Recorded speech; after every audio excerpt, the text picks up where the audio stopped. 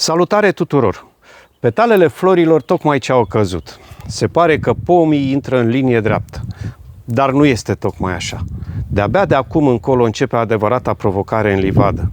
Iar dacă nu suntem atenți și ratăm acest moment, avem posibilitatea ca întregul sezon de acum încolo să fie o adevărată problemă. Ne aflăm într-una dintre cele mai critice perioade pentru livadă. Fructul abia începe să se formeze. Țesuturile plantei sunt încă fragede, iar umiditatea primăverii creează condițiile ideale, practic este un mix ideal pentru transmiterea bolilor și a dăunătorilor. La acest moment nu mai vorbim despre combatere, vorbim despre presiune reală în livadă. Rămâneți alături de mine și vă voi arăta cum facem tratamentul la căderea petalelor la prun, ce substanțe folosim, ce dozaj al substanțelor, când, cum și cu ce facem acest tratament. La acest moment, cele mai importante boli pe care le combatem la prun sunt următoarele: monilioza, antracnoza, ciuruirea frunzelor și pătarea roșie la prun. Toate cele 4 boli sunt boli fungice, adică sunt provocate de o ciupercă. Umezeala din primăvară, combinată cu intervalele de vreme caldă, sunt mixul perfect care favorizează apariția acestor boli. Monilioza este provocată de o ciupercă care se numește monilina. Apare în 2 forme, monilina laxa și monilina fructoza. Atacă floarea, atacă fructul și lăstarul.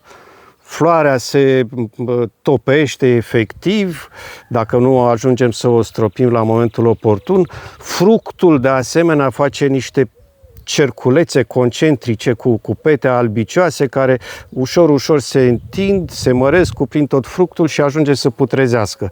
Iar lăstarul se usucă începând cu vârful și devine ca un cârlig, dacă vreți. Următoarea boală importantă, antracnoza, este provocată tot la fel de o ciupercă care se numește Coletotrichum.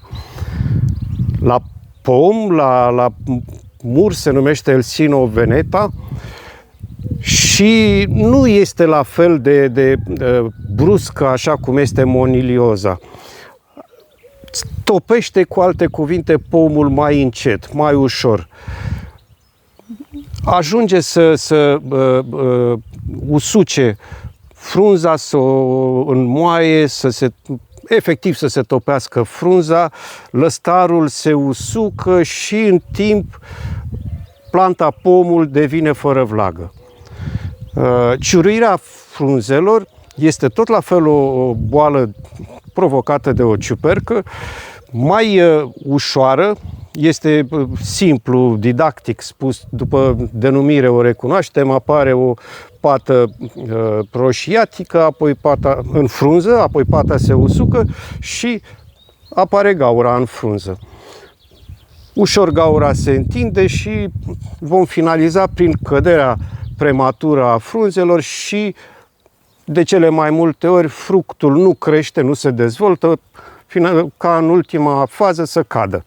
Iar pătarea roșie la prun afectează tot la fel frunza, se produce o pată roșiatică, fotosinteza nu mai funcționează și slăbește pomul. Toate aceste boli le combatem cu fungicid. Vom discuta despre asta. Mai departe, combatem insectele. La insecte încercăm să prindem momentul oportun acum pentru a stropi împotriva viespii prunului, a afidelor și a acarienilor. Haideți să vedem cum procedăm cu substanțele. La acest tratament voi folosi un amestec între un insecticid și un fungicid. Insecticidul pe care îl folosesc eu, Mospilan 20 SG, este un insecticid sistemic cu o combatere foarte bună la dăunători. La viespea prunului este chiar indicat și voi folosi 3 grame la o găleată de 10 litri cu apă. Fungicidul pe care îl folosesc este Scor 250 EC și pentru un dozaj bun voi folosi 2,5 ml la o găleată cu apă. Unii recomandă 2 ml. 2,5 ne dă o substanță mai puternică.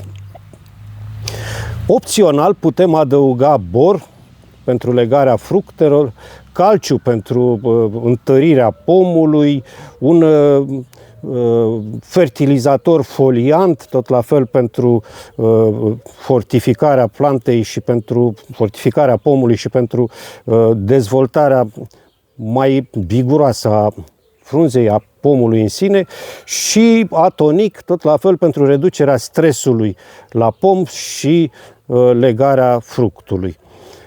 Vom face amestecul într-o găleată cu apă. Eu am o găleată pe care o folosesc de vreo 10 ani de zile, doar la stropit, tocmai ca să nu o folosesc și în alte părți, să nu o trăvesc vreun animal. Diluăm întâi lichidul. Unii recomandă în sens invers, să dilueze întâi praful în amestec. Eu am folosit întotdeauna lichidul diluat întâi și a dat rezultate foarte bune. Diluăm lichidul și praful și apoi îl amestecăm bine ca să se omogenizeze și trecem la stropit. Am pregătit substanța pe care urmează să o pulverizăm, am pregătit atomizorul, dar înainte de a ne apuca efectiv de treabă, de făcut tratamentul, haideți să punctăm câteva lucruri pe care trebuie să le urmărim. În primul rând, nu stropim, nu facem acest tratament înainte ca cel puțin 80% din flori să se fi scuturat. Dacă facem tratamentul cu mai multă floare, cu mai mult de 80% de floare scuturată, atunci vom arde petalele florilor, vom afecta albinele, deci dacă afectăm albinele nu vom mai avea polenizare și, drept urmare, nu o să mai fie nici fructe. Deci foarte, foarte important, flori în pom, nu facem tratament. Dacă facem tratamentul prea devreme, nu e bine. Dacă îl facem prea târziu, pierdem din eficiența tratamentului. Așa că 80% din floare trebuie să fie scuturată. Mai departe, trebuie să urmărim o zi în care temperatura să nu depășească 20 de grade. Între 15 și 20 de grade este foarte bine. Să nu bată vântul și în următoarele 5-6 ore, de preferat 12 ore, să nu plouă. Tratamentul, stropitul, pulverizatul substanței înseamnă să acoperim toată coroana. Repartizăm substanță pe tot exteriorul coroanei și, bineînțeles, și în interiorul coroanei. Trebuie să pătrundem astfel încât toate florile, tot ce înseamnă coroană, să fie acoperite. Este momentul ca atomizorul meu Rotact, spre exemplu, să-și dea dovada priceperii sale și a puterii sale.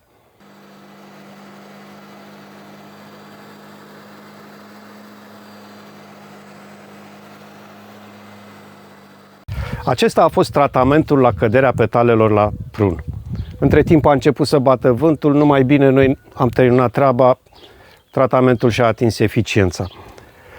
Dacă filmele pe care vi le propun eu, fundamentate pe experiența mea din grădină, din livadă, experiență practică, vă sunt utile, nu uitați, vă rog, să vă abonați la canalul nostru de YouTube Fantastica Viață de la Țară. Și totodată dați-mi un comentariu în care să-mi spuneți dacă v-au ajutat aceste tutoriale. Comentariile dumneavoastră îmi sunt de foarte mare ajutor să continui acest proiect și să-l duc la bun sfârșit. Până la următorul film, să aveți spor la lucru și un rod cât mai bun.